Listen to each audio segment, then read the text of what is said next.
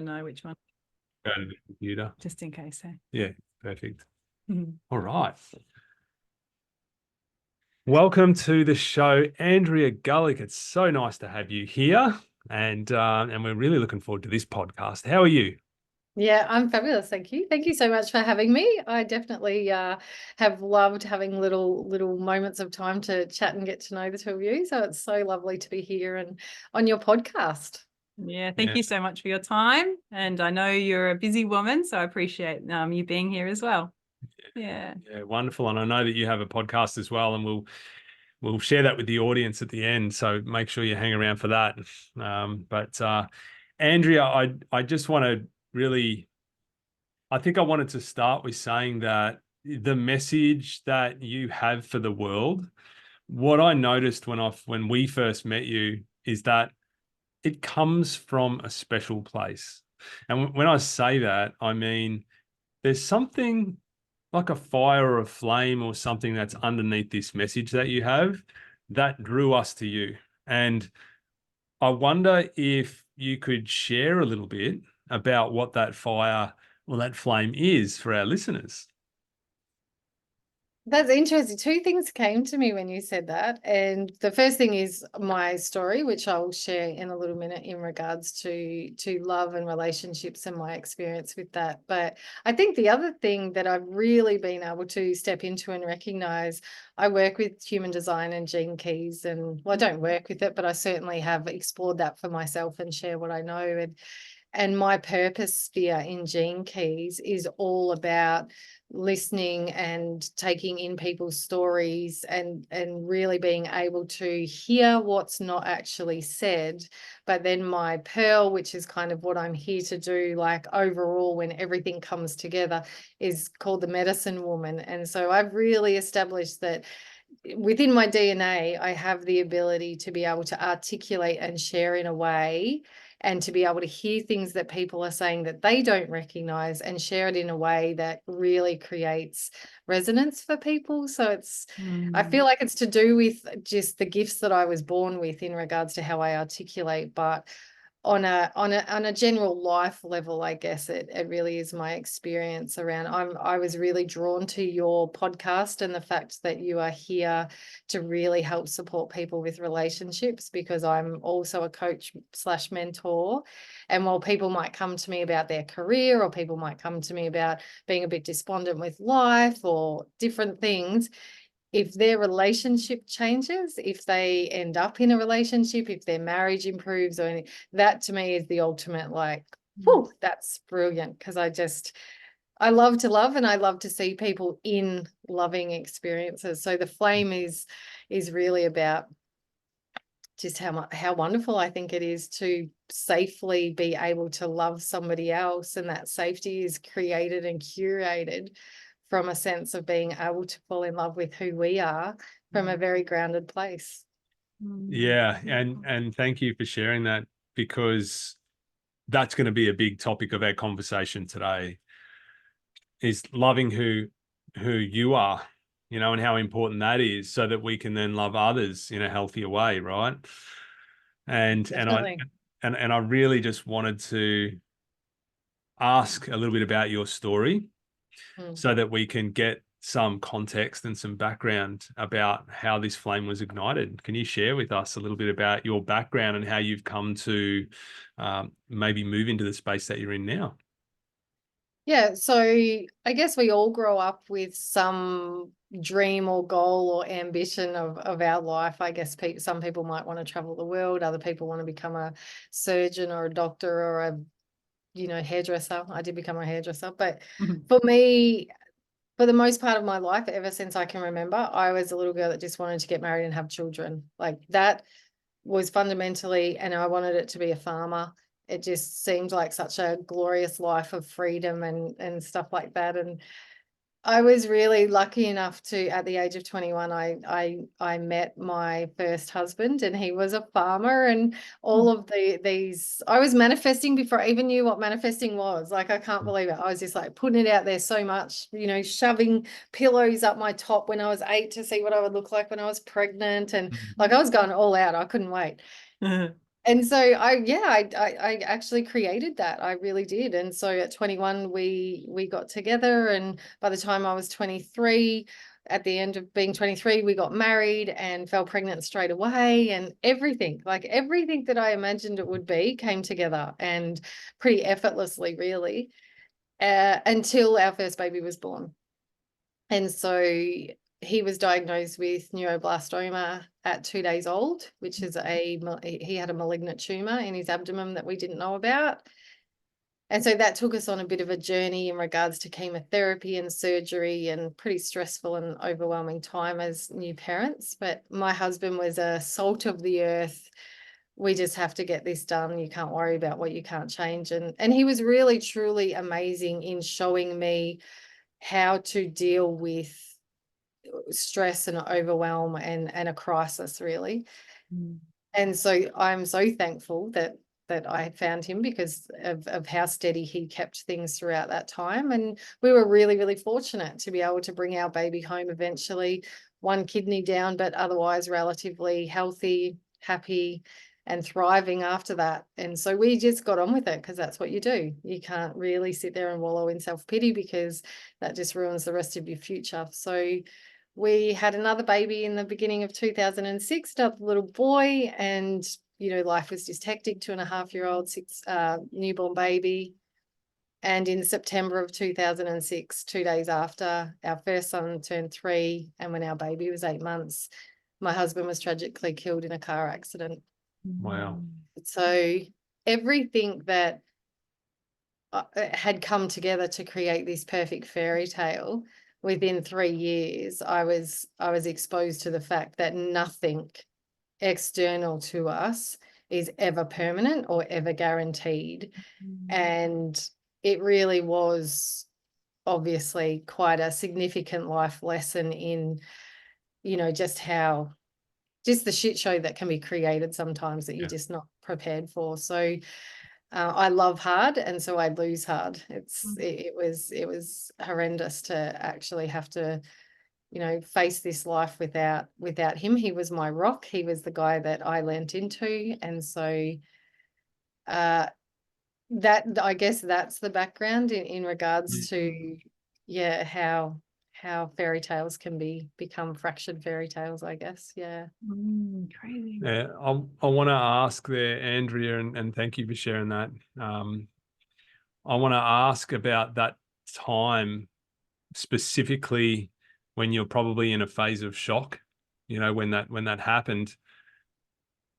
What was that like for you, considering this whole fairy tale, which you thought everything was just unfolding perfectly, and everything has just been pulled out from underneath you? I mean, I know it's hard to kind of describe what that's like now for you, but what was it like then for you, considering you had basically all your apples in that cart?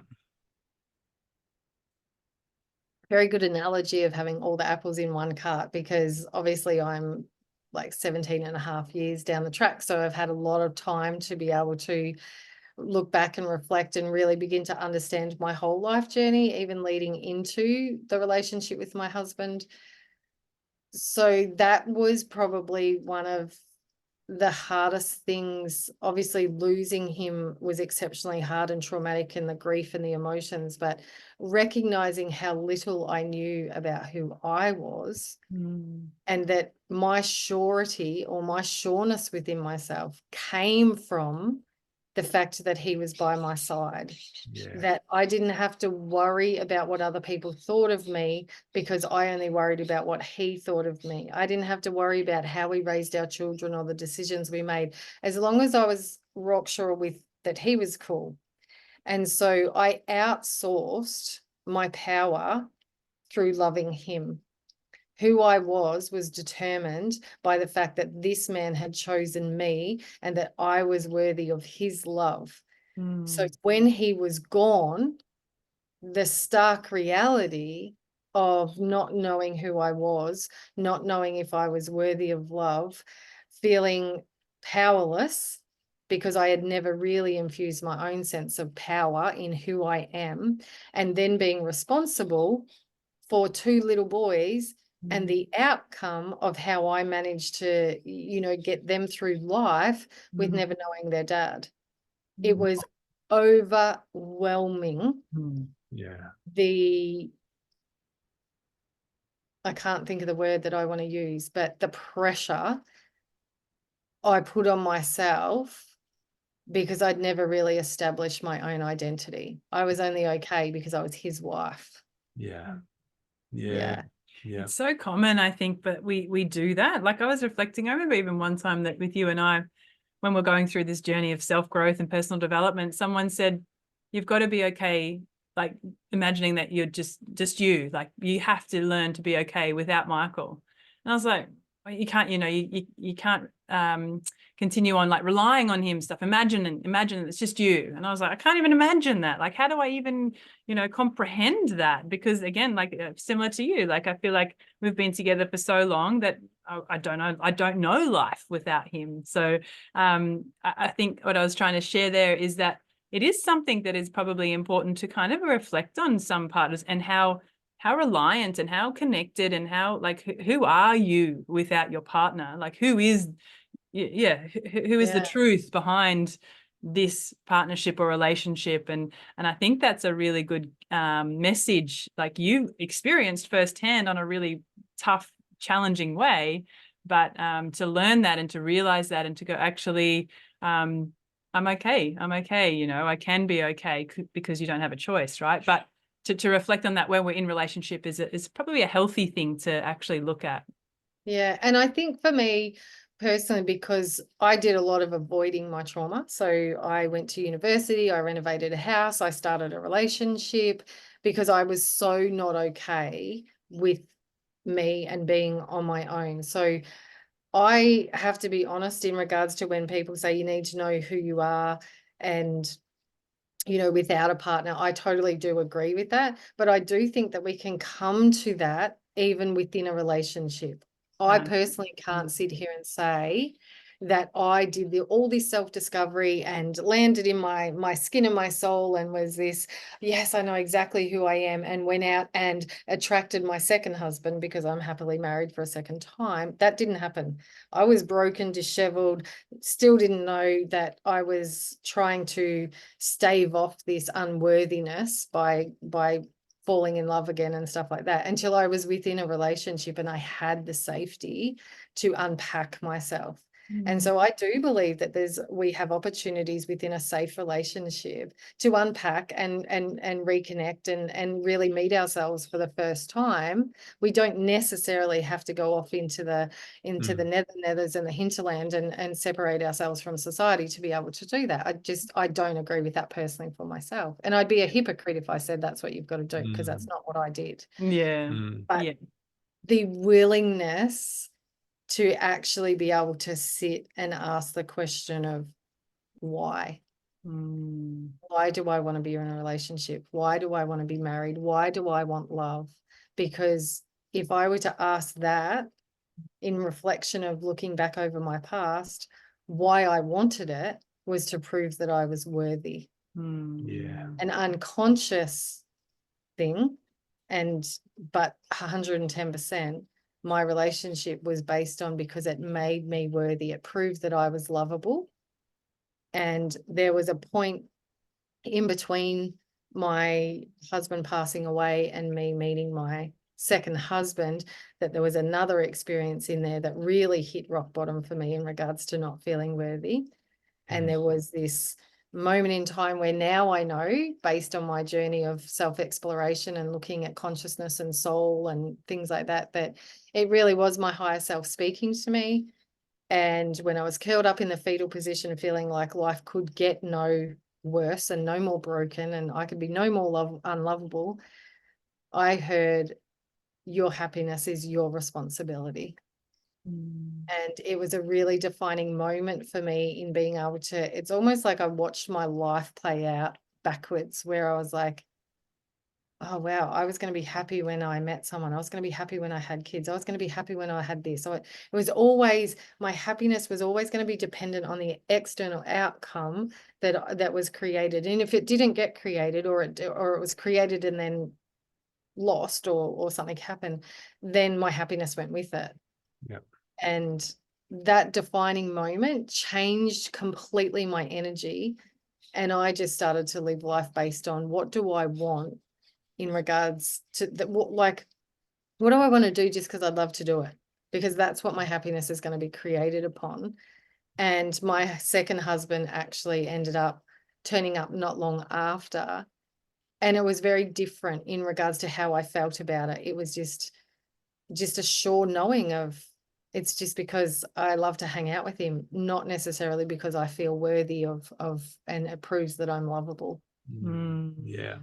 Well, what you've shared there is such an important message for people, because now I guess our listeners can go through this process. And I was just doing it then, actually, thinking about the things that I have in my life, or the people that I'm surrounded by that help me to feel happy. And then it got me to think about, well, what if I lost them? Would I still be able to access and resource happiness within myself? And there's some things there that I'm still attached to, as we all are. We're human beings, in this physical world that has, so many things that we can be attached to. What you spoke about before, about going into the woods and doing your own individual work to find yourself. What I'm actually interested in is you doing that within partnership with somebody else, right? With your new husband. I want to know what that experience was like for you, moving into a serious relationship again, based on, I guess, this newfound knowing of yourself, but also in the back of your mind, remembering the trauma that existed from the loss of your first husband. How was that for you? Because, I mean, for a lot of people, they would be sitting in this state of clinging and fear and, oh, please don't leave. I've got to make sure that, everything's safe for you. And you know what I mean, Andrea? Yeah, totally. Yeah. And it's such a good question, because I can honestly reflect on whatever, and I know it's my higher self, but whatever people want to believe, whether it was a thought or whatever, but that your happiness is your responsibility, completely was like turning a light on that I couldn't turn off at that point in time. It literally just shifted my focus and my perspective. And my first husband was pretty amazing. I've always maintained that, and again, whatever people think of it, but I've always maintained that my husband was absolutely guiding me on how to live without him throughout our son's illness. Nice. He's staunch, strong, and his catch cry was always, you can't worry about what you can't change. Yep. And so I always had that at the back of, even if I got shaky, like, you can't worry about what I can't change. I can't go back. I cannot go back and bring him back to life. And I can sit here and rob myself of love and happiness and be miserable, but that ain't changing shit about whether he's by my side or not physically. And so being able to lean into his way of being helped me immensely. Yeah. But that flick, I just started loving life again, just because I was here and I had the opportunity to love life. It's been 17 years. Has there been times where I've fallen off the perch? Is there times where I've doubted my path forward? We've uprooted and moved from Victoria to the Sunshine Coast with no jobs, no house, no idea what we're doing, put all our pieces together. Like, there's been times I'm like, well, what are you doing? And the happiness has not been at the forefront, but I know that it's still my responsibility. And what's more important is it's my opportunity to choose how I want to be, and that I'm in control of that. So when we met, it was a super whirlwind. Like, when I say that I knew, and people say, oh, love at first sight, it doesn't exist. We connected on the internet. So we were your typical internet love fest, and I think we talked for maybe a month, and then we met in person. A month later, he met my boys, who were 5 and 3. 5 and 3, yep. 2 weeks later, he stayed over and never went home. Wow. In 6 weeks of physically meeting him, we were living together, and we have never looked back. Yeah. And all I can say is, I just knew. Yeah. I just knew. Yeah. I never doubted it. I never really questioned it. He's the complete opposite to me. I'm extroverted. He's introverted, all those sort of things. But the safety that that man provided for me to actually begin to really know who I am and take my own journey. I've done more of my healing since we've been together than I've ever done in my life, because he created that safety for me to really go into the edgier parts. Like, we're human. We have amazing attributes and gifts. We all do, but we all have some shitty stuff too that can be really hard to sit with and really be hard to look in the mirror. And he's always just allowed me whatever space I've needed to be able to do that and to come out with this real sense of knowing who I am and what I'm here for and why I'm here for it. Wow. Can we get this man on the podcast? Yeah. Because He wouldn't. He so wouldn't. I don't think he would. I'll ask him. I want him on the podcast only because you know, to have a man who can help his partner to be settled in her nervous system, then allows her to be in her natural state of flow and ease, which then provides fertile ground for her to be able to peer into her darkness. That is why it is so important for a man to be grounded in himself, to be the rock within the relationship, and to be the one who fosters the growth of his partner in a way like that.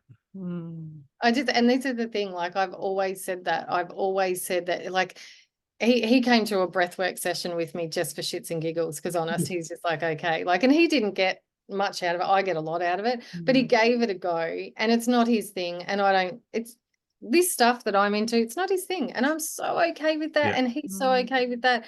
But he is so comfortable in his own skin that he never felt threatened by the memory. Like, we have 3 families. We have Christmas with 3 families: my first in-laws, my second in-laws, and my family. It's always been like that. He has always held the space for my past and my son's past while fully embracing what we have together. And like I've always said, I would give up my life for the man, because and it's not because I'm codependent to him or anything, but just because I value his sense of self so much that it just has allowed me to really just remember who I am. And yeah, it's just he's just a gift. Like, he really truly is a gift. Amazing. Yeah. I want to just go back a step, because there was something that you said before, and I been loving just listening and watching and just taking it all in.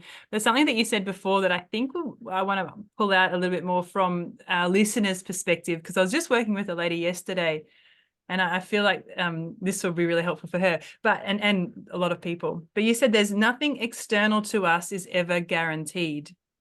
And I know obviously I know what you mean by that, but I'd love for you to kind of just explain that a little bit more and share, I guess, your experience with that. You've already kind of dived a little bit into that, but tell me, what does that mean to you?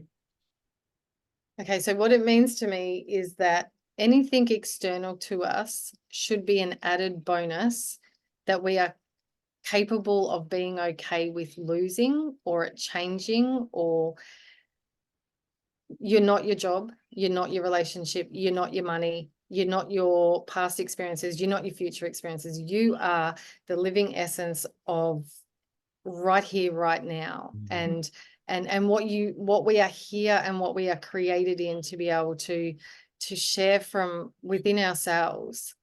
And that is so overlooked and so bypassed in the pursuit of us being something because of what we have or what we do. It's backwards to me. We are not who we are based on our degree, our occupation, our bank account. We are who we are, and we get to use that and share that in a way that can create those external things for whatever reason, purpose, or why we want that. But we have to be okay with not having them so that they don't have the power over us. Because if you can't contemplate life with anything external, and it's, that's a big call. Like, I've literally chosen a funeral song for my baby just in case. But the reality is when you can get so okay Mm. with even the discomfort of losing a child or a partner or a job or your money, it no longer controls you. You are no longer trying to control. It allows you to come into a sense of flow and acceptance and be able to follow the guidance of what's internal. Yeah. Amazing. Great Perfect. answer. Thank you. Yeah, and I think a lot of it echoes what Buddha teaches, which is attachment is suffering, and it just highlights that exact thing. And if we can look at our life and look at the things that we're clinging to, and particularly our persona that we've built as part of this meat suit thing that we've dropped into, right? We've been taught from day dot that we need to be somebody. We've been taught that you need to be important, you need to look a certain way, behave a certain way, and to a degree, we need to be socialized to exist in this world to some degree. But that programming that's layered on top of us prevents our true essence from coming out only if we're lenient on this persona that we've built, right? So yeah, the degrees, the accolades, the accomplishments, the perfect life that I'm portraying on Facebook, all these things. What if Facebook collapses? What if my partner leaves me? Then who am I? Then what? And I think if we can ask those questions, just like you did, I mean, at a big level, and I think that that's amazing that you have. And some people might think it's morbid, but you've created a song for your baby's funeral. That's kind of what we're talking about here. It's sinking into that experience before it's happened, so that you can almost feel the pains and experience the suffering and almost get to that point where you've actually accepted that this could happen. I don't know. And maybe I can continue with life knowing that I'll be okay. If this happens, I will be okay. And I think it's also really important that recognizing that okay has variables in that I don't know what okay will be. I don't know what okay would be for you if something tragic were to happen to you or your whole life flipped upside down. I don't know what okay would be for me either if I lost my second husband. But there's an okayness of that we are built to survive. And the reality is that so much of our suffering comes from what we make things mean. Absolutely. About who we are. It's everything. Like I've had little bits and pieces just drop in like little sayings, and this one I hold firm to. Everything is nothing until we make it mean something. So right? true. So divorce is just divorce until you make it mean like you're unlovable. Yep. Okay. Bankruptcy is just bankruptcy until you make it mean that you're a failure. Everything, Yep. Everything is nothing. And we are in control of what we make that mean. And it's almost our duty, but also an honor to go within and start to connect. What meaning am I making and where has it come from? And really begin to uncover those unconscious beliefs, because that's what's driving the bus, right? To be a conscious creator of your life, conscious creator in a relationship, in a career, in anything, you have to be able to recognize where the unconscious beliefs are getting in the way of you, just because that's the only thing, that's the only roadblock. Point A, point B. What would you love to have just because you want to have it, whether it's relationship or anything? This is where we are. There is a straight line to that, except that in between there's roadblocks.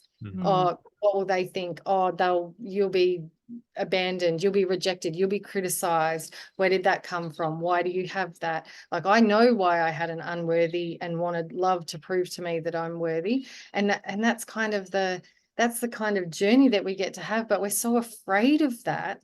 And yet the absolute freedom that is on the other side of being like radically honest with they're just beliefs. They're not the truth. They are your perception based on your experiences at a time that you were not old enough nor emotionally capable of really seeing what the truth was. Yeah. Yeah. So spot on. I love that. Yeah. Yeah.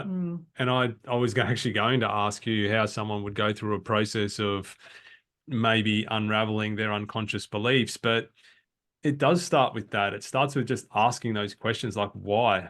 Why am I so scared of divorce and what that would look like? And you don't actually need a coach if you've got enough space and time and you've got a self-reflective practice and you've got a journal. You don't really need a coach. You do need to understand the process. And I think that by asking those questions to yourself in a place of curiosity, like, wow, isn't that interesting that I have such a fear of losing my partner? Why? Why is that so? Why am I really clinging to that? And I wonder what that is. And then you might find that there's someone that had a big influence on your life, and maybe they didn't. Or maybe they're just in your life at the moment, and you've gathered some information from them or an insight or a belief from them, and you've taken it on as the truth. And then you've made a decision that if I lose this relationship, it equals this. And that's the meaning, isn't it? And the thing with it is once you can establish the meaning or have some idea about the meaning, the very next question needs to be, and is that true? And is that true?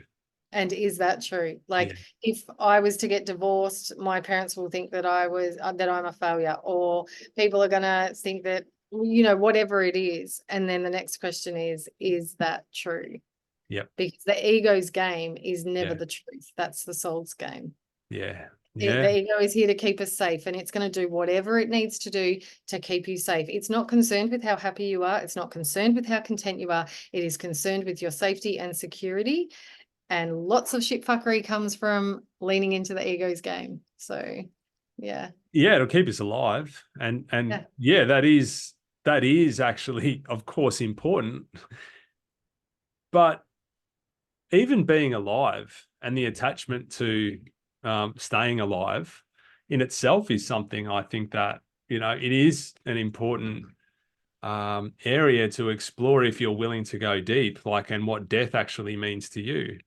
And I've written my own eulogy of, even somewhat probably gone on a journey of death actually, for the purpose of experiencing what I need to let go of, in order to, what would that be like for me to let go of everything? And death itself is something that I think that we inherently as human beings, like culturally and socially, I think we've been conditioned to think that death is the worst thing that we could ever that could ever happen to us.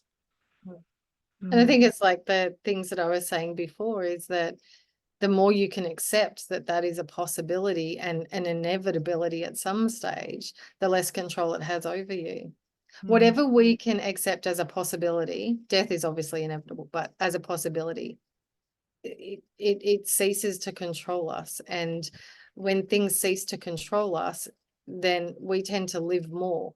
Yeah. So that was the thing that I began to learn after losing my husband and experiencing his death, was that in living through his death, I actually learned how to live more. Like, my second marriage is what it is. The depth of love that I have for that man is because, and that's the, recognizing that the depths of despair that you can go to when things don't work out, no matter what it is, and the trauma or those more edgier experiences, it kind of is the opposite on the upper end. Like, so I love the way that I love because I've lost it to the depth that I've lost. And being able to appreciate that, the perspective that we get, there's just so much that can come from everything that feels like it's falling apart. It's like we then get to choose how we put that back together, and we get to decide what that looks like and what our life looks like. And if you decide that you want your life to look like a mishmash of mixed up pieces that don't fit because that feels safer to you, that's awesome. Just know you're choosing it though. Yeah. Whereas if you want to take like a kaleidoscope of colors and put it together and have this beautiful rainbow life of things that you love just because you love it, awesome. But just know that at any second you are choosing whether you're aware of it or not. And you have the power to be able to shift towards what you do want if you shift the focus off what you don't want. Because that's a really important part that I've just learned as well, is that we're creating our reality, but a lot of the time we are so focused on what we don't want and we don't realize then that's where the power is. If you don't want a relationship where there's fighting and arguing and all you're thinking about is how do I stop the fighting and arguing? How do I stop it? Like, I don't want this. This isn't great. That's where the power is, and you recreate it. If you flip over to accepting that this is your current reality, but flip across to actually beginning to picture what you would love, harmony and good communication and, effortless decisions and stuff like that, that's where the power is. Yep. Might not end up with old mate over here, but you might attract, your life then begins to follow the path of what you do want. I love that. Yeah, because exactly the message that we're trying to share with people in general about life, but in relationship, it's so important. We've been working with quite a few single people recently, and just that, like I always, in the bad relationships, I've always attract this type of person, and I'm like, is that because, you're always thinking about it? You're always wishing that it wasn't like that, or you didn't have that, but let's shift that attention and perspective and put it, what are you wanting? We'll get really clear on that. And that helps a lot to keep that in alignment for you to attract that into your life. Yeah, it's a good point. Absolutely. I do want to add in there though that some people don't know what that looks like as well. So I've never experienced it. If that's you and you actually don't know what a healthy relationship looks like, whether that be with a partner or with yourself, then for sure it's worth contacting somebody or hanging around people that are potentially, living the experience or the life that you actually want. If you're, it's like the person you are is a sum of the 5 people that you're hanging around. I think that there's so much weight in that. And so same with, the books that you read. What do you pay attention to? Where's your focus going? Because where your attention goes, your energy flows. And it's such a big lesson for those who are avoiding suffering. If we're always avoiding and in that vibration of avoidance, then unfortunately, it doesn't matter whether you are avoiding or paying attention to it. You are paying attention to it, because conscious or unconscious. That's right. Yeah. And I think that thing, just that quickly, that point of, for people that don't know, like I've been really blessed. I've had 2 amazing husbands, and I don't really know what a dysfunctional relationship feels like within my personal experience. I've certainly seen it. But that whole thing of if they don't know, and so it can be hard to actually really focus on. So take the focus off a relationship. Put the focus on living a life you would love. Right. If that's going dancing on the weekend, go dance on the weekend. If that's going to the beach and having a picnic, because the universe responds to our energy, and the universe actually knows. And you don't have to know what that looks like to know what a life you love feels like. So come into that and let the magic actually sort it for you. Absolutely. I didn't do it. I certainly didn't have a dot point list of what I wanted in my second husband. All I knew was that I love to love, and there will be somebody out there that will love me and my children as their own, and I'm not too broken. I don't know when, I don't know how, but that's what's happening. And then I got about living my life. Amazing. Cool. So that would then require of you to trust, which in itself that's a challenge for a lot of people, to drop into trust, because a lot of people are fearful. And they're fearful from past experiences. They're fearful from the hostility of the world and maybe watching things on TV, being influenced by events like COVID and everything else. So it's understandable that we're feeling fearful. And so again, just asking that question, like, is this true, this fear, so that we can start to collapse these beliefs that we have. And then from there, we can challenge its validity. And I think it's the recognizing that when we are placing an expectation on the outcome. So the one thing that I know in regards to my second husband, like as much as I went, someone will love me and my children, and it just is happening, that it's the truth and I know it to be true. And then I kind of just let go of what that was going to look like, or the expectations that I had. Now, he is absolutely introverted and had a very different, like, social lifestyle than what I did. And I'd never seen one like that. He was very, just him and a couple of friends, whereas I've got people everywhere. And I'm like, what's the go with this? Like, maybe I do need to, but then I'm just like, you know what? It just is. And if it's meant to work and come together, it's going to. And if it doesn't, then that's just been a life experience I've meant to have. It's being able to really trust in whatever experiences we have. Are we okay that they were the experiences that we were sent here for? And to let go of the expectation that it needs to be in any particular way for it to be right for us. I know that pain isn't fun. I get that on a pretty raw level. But it's whether we're willing to accept that that is a part of the human experience, and it has many beautiful gifts in it. And if we are willing to actually listen to our internal guidance system, I really truly don't think that there's anyone who, if they are connected to that internal guidance system, could honestly say when something turned to shit, they did not see it coming at all. I believe that at some level, there would have been a bit of a disconnect or a bit of a nudge or something. And we don't want to listen to that because it's all a bit too hard and scary. But if we really tune into that and go, what am I being guided to do here? I do think we can actually work through and manage some of that suffering. Yeah, it's a great point, and it's one that is so pertinent to our listeners, because often we just push away our gut instinct. We push away our intuition, and especially in relationships, because we want it to look a certain way. We want it to be squeaky clean, that we don't want it. We don't want disharmony. And no, I'm sure that that's nothing. And then when I don't know, maybe there's some infidelity that a couple of it has experienced, the bombshell drops for the partner who's been cheated on. And maybe on reflection, it normally takes weeks or even months later that they realize that it wasn't an instantaneous thing that happened. It was all the times that maybe we weren't actually, coming together in healthy ways, speaking to each other really nicely. I wasn't speaking up when I should have. I wasn't giving her the attention that I should have been. I was prioritizing work over our kids and our relationship, and it goes on, and you can realize that it wasn't as sudden as you thought it was.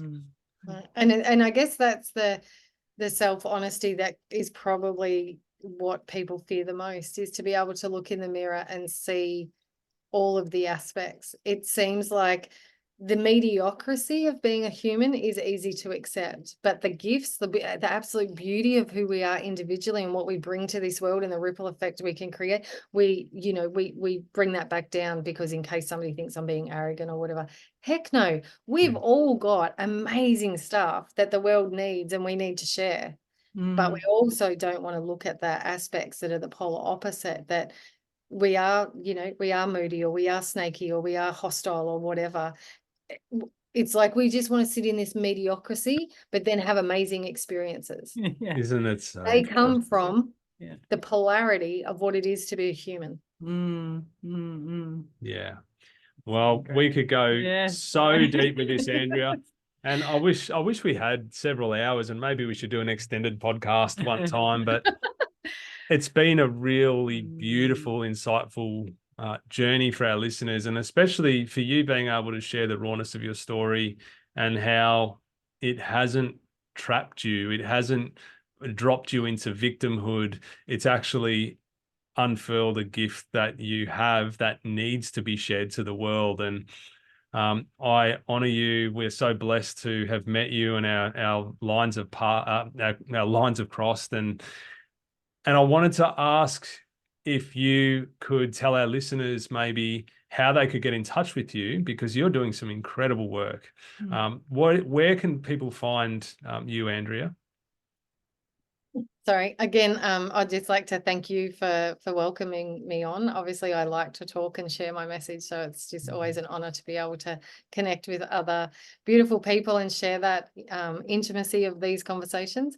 But yeah, I'm on Facebook, Instagram, LinkedIn, just under Andrea Gullick. So yeah, I'm a little bit quieter on socials at the moment. I've also got a website if people want to go check that out in regards to the work that I do. Some of that is coaching, mentoring, some of that is one-day retreats and things like that. So there's bits and pieces that I do. But yeah, if people are curious, then by all means they can reach out. That would be wonderful. So amazing. We'll put it in the show notes as well. But yeah, appreciate your time and thank you so much. And hopefully we'll cross paths one day on in real person. yeah, absolutely. That would be amazing. We skipped around your area on our trip around Australia, so we still have that to come explore. So maybe one day soon. Oh, yeah, that'd be great. We'd love that so much. Thank Awesome. you so Amazing. much. Thanks, Andrea. Stop. No, not the video, you goose. We gotta stop recording. It's up here.